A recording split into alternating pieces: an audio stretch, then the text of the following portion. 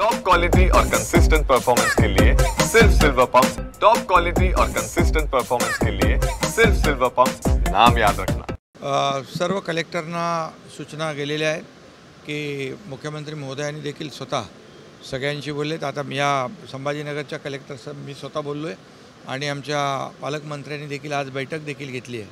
त्यामुळे तातडीने पंचनामे होतील आणि कुठेही शेतकऱ्यांना वाऱ्यावर सोडणार नाही। आम्ही आपल्याला माहीत आहे की शेतकऱ्यांच्या पाठीशी उभं राहणारं सरकार आपलं महायुतीचं आहे।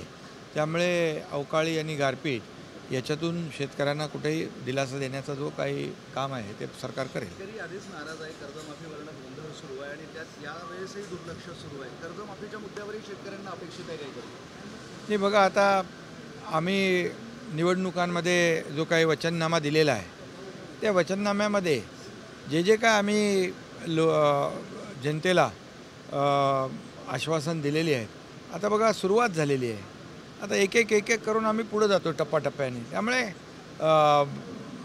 आणि आपण लाडकी बहीण योजना, त्याचा येणारा सगळं काही आपल्याला लागणारे पैसे, विकासाला पैसे, ज्या योजना सुरू आहेत त्या सुरू ठेवण्याला पैसे, हे सगळं करता करता आपण जे आम्ही बोललो आहे, जे आम्ही निवडणुकीला वचननाम्यामध्ये जे मुद्दे आम्ही आणि जी आश्वासनं दिलेली आहेत ते आम्ही टप्प्याटप्प्याने पुढे पार पाडणार। हा प्रिंटिंग मिस्टेक, आमचं प्रिंटिंग मिस्टेक करणारं सरकार नाही।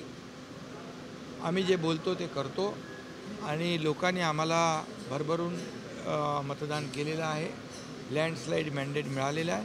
त्यामुळे आमची जबाबदारी आहे आणि आम्ही एक टीम म्हणून काम करतो आहे। त्यामुळे तुम्ही आता मी जेव्हा आश्वासन दिलं किंवा आम्ही जेव्हा तिघंही बोलत होतो त्या निवडणुकीच्या पूर्वी, तेव्हा हेच सांगत होतो की जशी सरकारची आर्थिक परिस्थिती मजबूत होत जाईल आणि शेवटी आपल्याला सगळ्या गोष्टी सगळं सांभाळायचं आहे। हा सरकारचं विकासाचे प्रकल्पही करायचे आहेत, आपल्या संजय गांधी निराधार बाळ, श्रावण बाळ योजना, अशा योजनाही गरिबांच्या सुरू ठेवायच्या आहेत, लाडकी बहीण योजनाही आपण सुरू ठेवतो आहे। हे सगळं सुरू ठेवत असताना शेतकऱ्यांच्या पाठीशी देखील सरकार उभं राहणार आहे। बिलकुल यामध्ये आपल्याला एवढंच सांगतो मी की आमचं सरकार इतर लोकांसारखं प्रिंटिंग मिस्टेक म्हणणारं नाही। सामाजिक न्याय विभागाला निधी नाही, आता या बजेटमध्ये काही विभागांना नक्कीच काही बजेटमध्ये पैसे कमी मिळाले, परंतु पुढच्या या आपल्या जुलैमध्ये होणाऱ्या पुरवणी बजेटमध्ये हे सगळं शेवटी कसं आहे, हा सर्व आर्थिक विषय आहे। त्यामुळे सरकार म्हणून आम्ही सगळ्यांनी मिळून आमची कलेक्टिव्ह जबाबदारी आहे। कुठल्याही डिपार्टमेंटवर अन्याय करण्याचं कुठलीही भावना सरकारची नाही, भूमिका नाही। आणि आता कमी मिळाले असतील बऱ्याच सगळ्याच डिपार्टमेंटला काही पैसे आपल्याला थोडी काटकसर करावी लागली असेल, परंतु पुढे ती भरून काढली जाईल। अजित पवार, शरद पवार एकत्रित येण्याची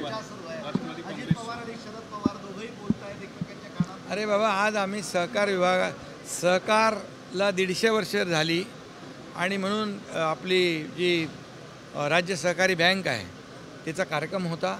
मी होतो तिकडे, शरद पवार साहेब होते, अजित पवारजी होते, मुख्यमंत्रीजी होते, गडकरी साहेब होते। त्यामुळे तो 150 वर्षाचा मोठा कार्यक्रम होता। त्या कार्यक्रमानिमित्त आम्ही सर्वजण एकत्र आलो होतो। त्यामुळे आता तुम्ही आता त्यांच्या दोघातला सहकार जास्त वाढतोय बघा। अरे बाबा, प्रत्येक पक्षाचा हा विषय असतो, प्रत्येक पक्षाचा हा अंतर्गत विषय असतो।